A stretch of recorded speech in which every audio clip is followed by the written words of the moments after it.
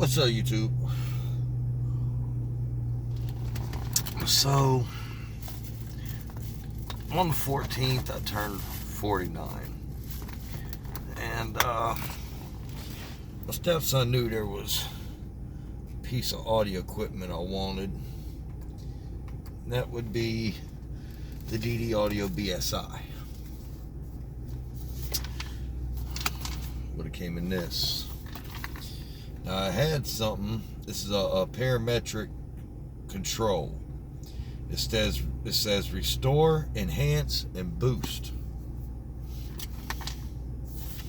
This thing's really nice. Before that, and before this, I used to have an audio control epicenter. Well, somebody stole the epicenter. I went and got this.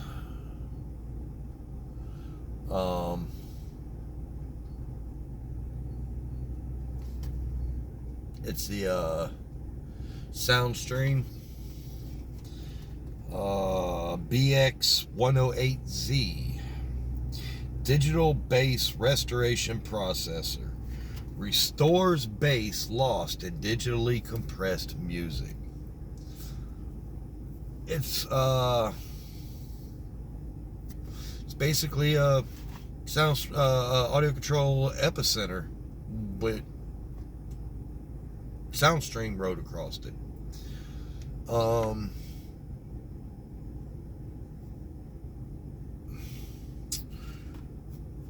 Inside, if you open this up and then open a epicenter up, they pretty much look identical inside. All the same components, same layout, everything.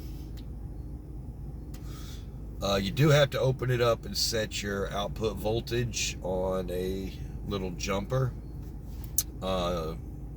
They come from the factory set at 10 volt. You'll really overdrive your amplifiers if your amplifiers have a 6 volt input.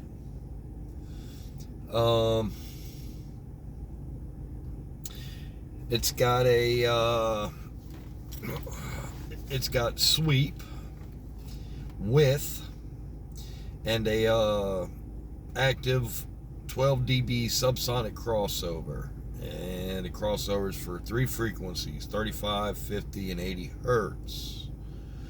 Width, it increases or decreases the Q, or the bandwidth.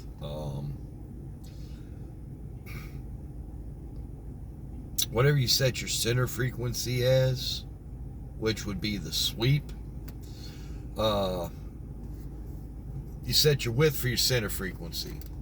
Then you set your wide as to how far ahead of and beyond that frequency you want it to affect the music. And it worked really good for what it was. This is like $49 at Walmart, $49.99. If you get one of these and you don't open it up and set that jumper, and like I said, my amps are 6 volt, so you want to set it to a 5 volt because the next up is 7. You can set it to 5, 7, or 10 volt output. You'll really overdrive the amps.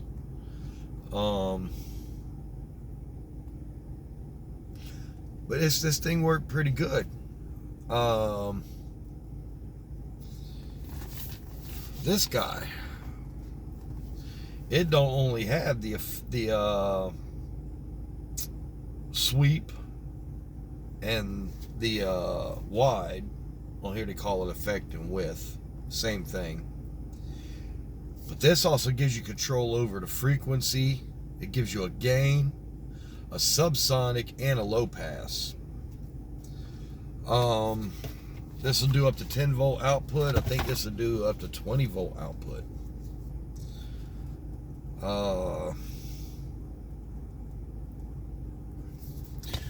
This here, when you hook this up, it's just on full time.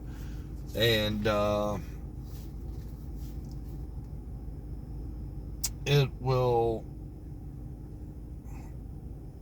if I'm not mistaken,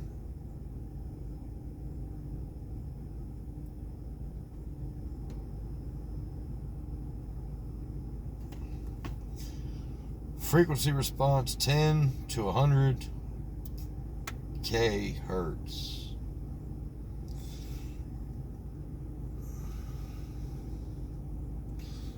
Frequency response 15 to 20 kHz. That is the DD. 15 to 20 kHz to DD. So this has got a lower frequency response. The SoundStream does. Total harmonic distortion 0.002%.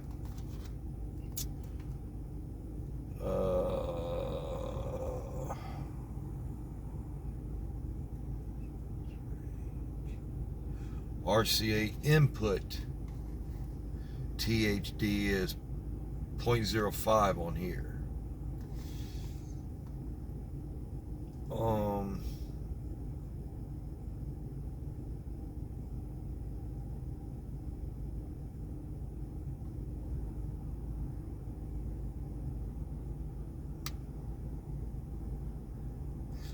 Hundred and 5 dB signal to noise. Signal noise on this is 132 dB. Yeah. So spec wise, this almost looks better than this. $50 at Walmart. $150 online or wherever you get it.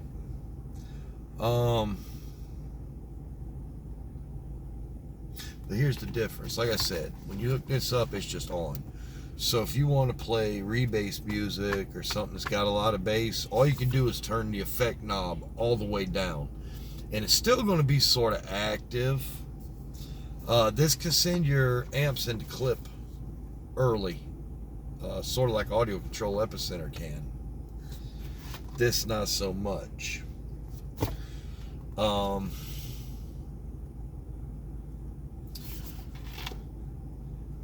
reason I switched to this is because it works as a line driver, something that don't do.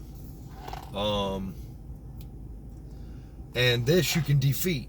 So if I want to put in my thumb drive and play rebass music, all I got to do is on the little control for this, you know, it's like a bass knob or a remote gain for an amp. You just push the button in, the knob, just push it in, and it turns this off. And then it works like a remote gain without any effect on the music. It's got two knobs on it, where that's got one. It's got an inner and an outer. One's around the outside of the other. Here, I'll show it to you. Let's see, right now, where am I at? Right now, it's on. You see the red light, but there's an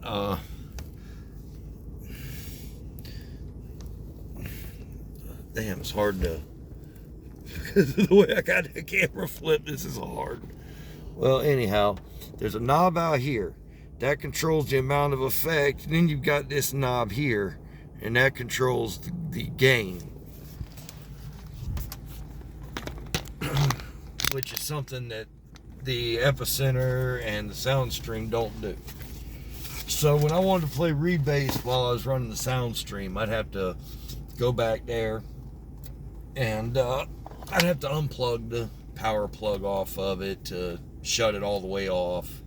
Had to pull my RCAs off the inputs, pull the RCAs from my amps, and move the RCAs I had going to the input of the SoundStream over to the amps to get signal back to the amps again.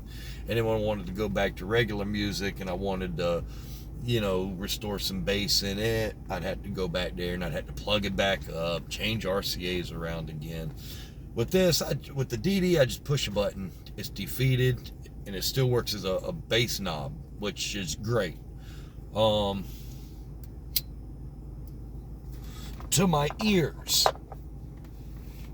the SoundStream did not sound bad. I made a few videos about the SoundStream. I loved it. I loved it. I love the DD better. The DD just seems like it produces lower bass than a soundstream did, even though on specs it says the soundstream produces lower. And now this could be because this is by DD Audio, and this is by Epsilon, same company that likes to throw big numbers and fake specs on their equipment, because soundstream ain't soundstream from back when I was young. Some of y'all were young. This is probably made in China. Yes, sir. Made in China. Okay. The DD.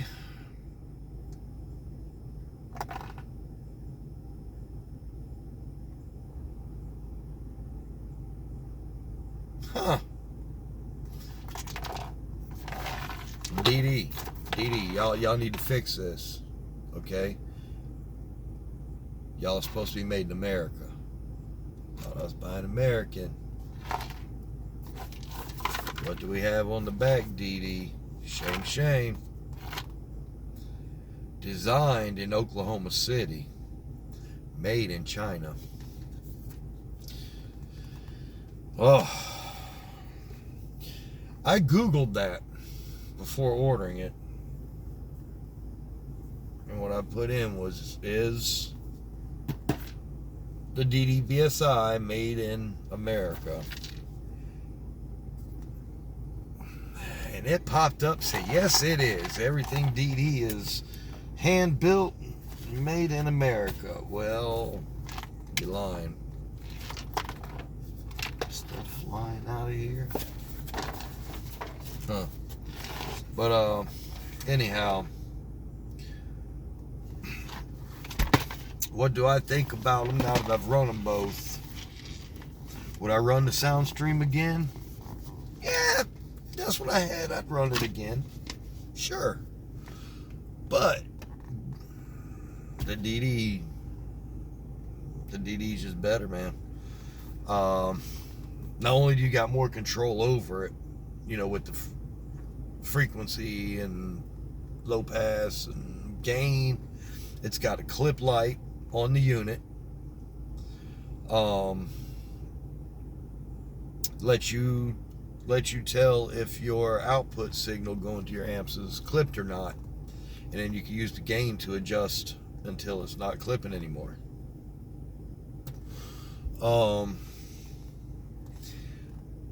The bass sounds more full, deeper, a lot cleaner with the DD BSI than it did with the Soundstream BX.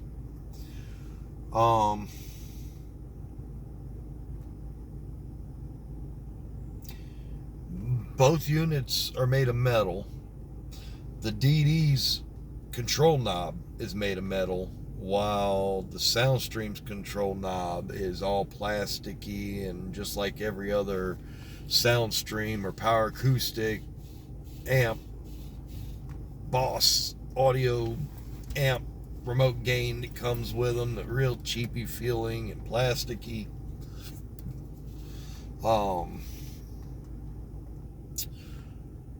The Soundstream's made out of a thin sheet metal. It is metal, but it's a thin sheet metal.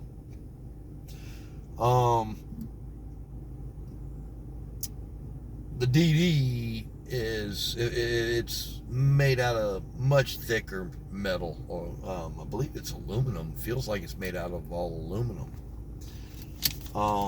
But it's thicker. It's half the size of the Soundstream, but twice the weight.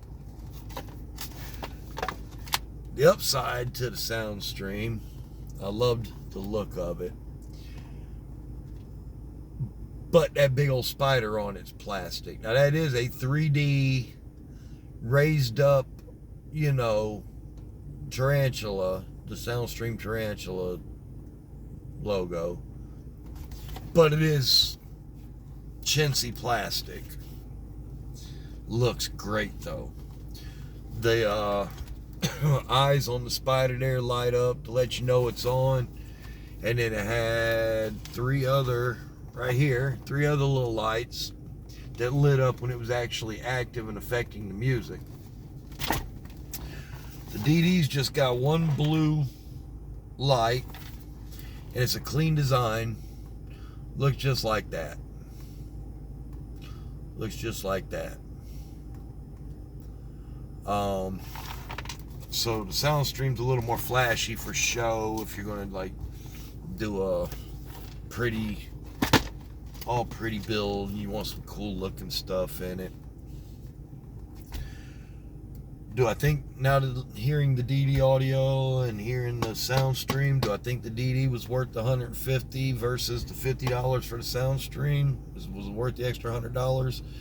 Yeah, I believe it was. It just sounds that much better to me. I mean, I'm really liking it. So if you want a bass restoration processor, man, if you ain't got no money, go ahead and get the soundstream. If you can afford it, you got the money, get the DD.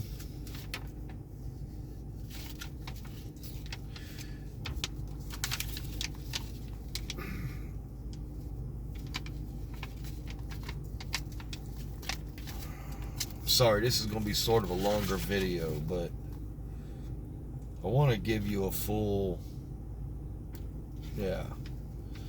Alright, here's the intro in the owner's manual for the soundstream. Congratulations on purchasing the Soundstream bx108z. You are now the proud owner of the most refined and most accurate bass enhancing and restoration system available. It is pretty good. Whether your interest is in Beethoven's kettle drums and Miles Davis trumpet, or the percussion of rap music, the bx108z will restore those long lost missing bass with fantastic accuracy and clarity. For the most part, it got a little dirty sometimes on some songs. Put in a frequency, it didn't belong. It was easily corrected just by turning the effect knob up here on the remote down a little though.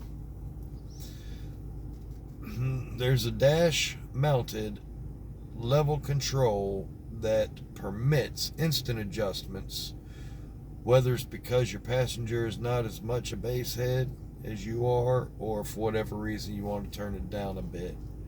This handy knob does the trick.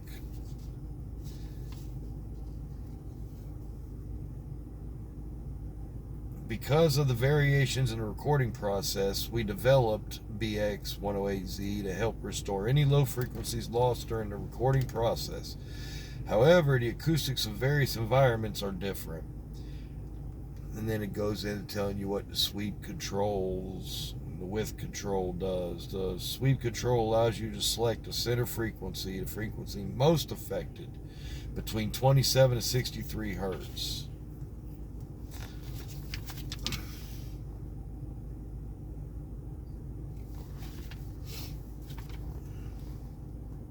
Between 27 and 63 hertz.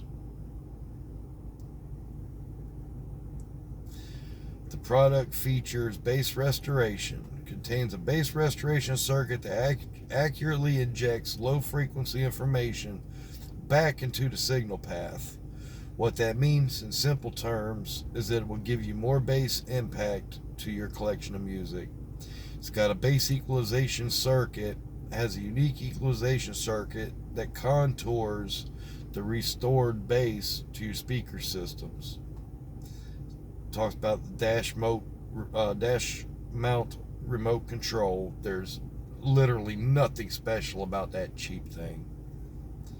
Bass maximizer indicator. Not only does it provide great music to your ears, but it gives you the same visual enjoyment as well. On the chassis, 3 LED indicators flash when the bass maximization circuit is activated. Okay. The intro of the DD. Thank you for purchasing the DD Audio BSI, Bass Signal Integrator. The BSI is a signal processor designed for the sole purpose of enhancing the performance of your system's subwoofer stage. It can be used in conjunction with aftermarket systems or integrated into factory systems to realize the full potential of the connected audio components. To ensure ease of use and proper setup, please take a moment to thoroughly read through this manual. We hope you thoroughly enjoy this product. If you have any questions regarding installation, contact DD Audio Support Team. You ain't really got nobody to contact with that thing.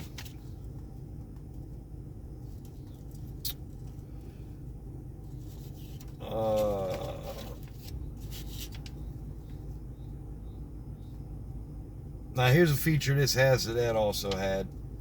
It'll turn on, to make it turn on, you can use Signal Sense, 12 volt remote, and DC offset turn on. That was pretty cool. It's got selectable ground isolation, so does the SoundStream. It is an aluminum chassis. Variable gain adjustment with output clip indicator. Multi-function remote control. Remember I told you the SoundStream, just the one thing. It just do the effect. That's it. The multi-function control on here's got master volume, effect on and off, and effect level. Variable 24 dB octave subsonic and low pass filter. Variable parametric bass processing. Frequency, effect boost, and width factor. Now, operating voltage, frequency response.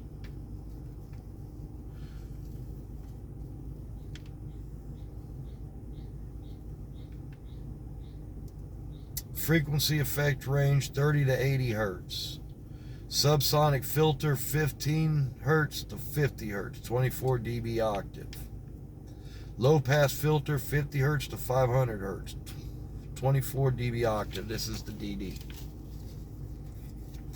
Frequency response 15 hertz to 20 kilohertz.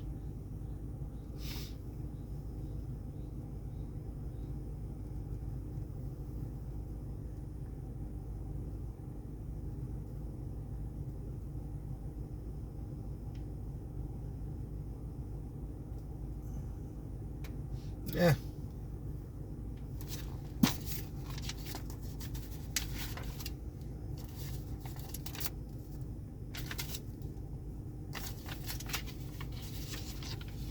They give you a lot more specs on the DD sheet too than they give you on the signal noise ratio 130 dB.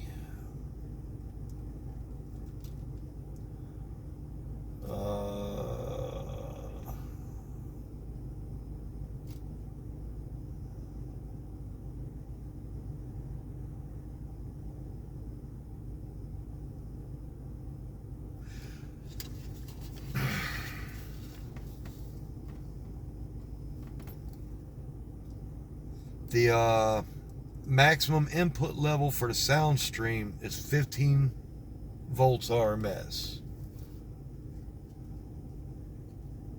The maximum output level is 13.5 volt peak.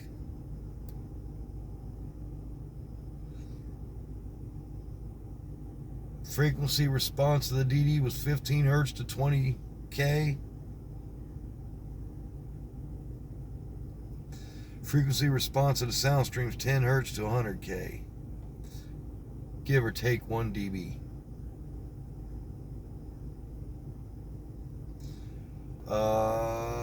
The maximum input voltage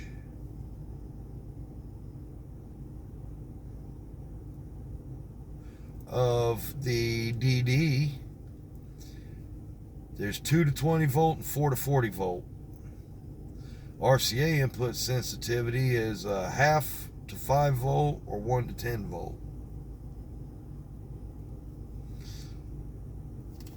The SoundStream is claiming a lower harmonic distortion than the DD. The DD is claiming a 0 0.05, and SoundStream's already given you two different ones already as it is. Once it said 0.002, and then on the paperwork it says 0.003.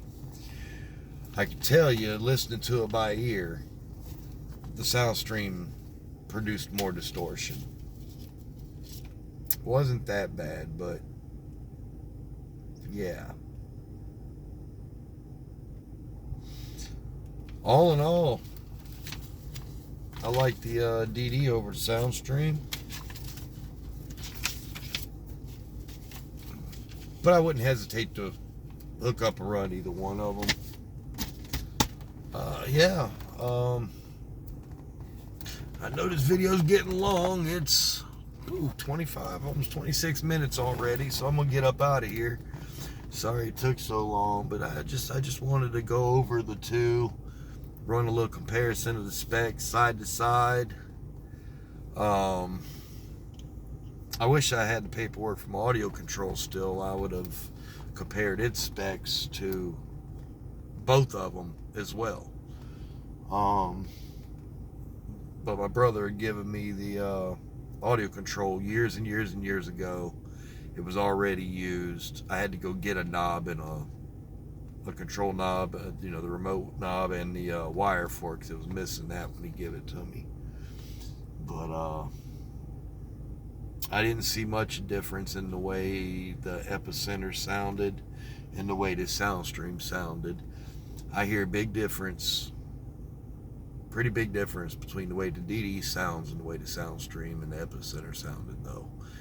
And once again, the DD does to me sound a lot better. Plus, you've got the defeat, so many other options. You can't use the Audio Control or the SoundStream. You can't defeat them and use them for a remote gain for the amps when playing, like I said, rebased or something that's already really bassy, which is a really nice feature of the DD. So yeah. I saw even MB enclosures went from Audio Control to the DD as well. So I'm not the only one. I'm gonna get off here, quit rambling. Thanks for watching. Don't forget to like, subscribe, share the video with your friends. Tell me what you think about the two. Do you think I should have stuck with the SoundStream, or you think I did good going with the DD? And if you hung in the video this long, thank you. It's much appreciated. We'll catch you next time. Peace.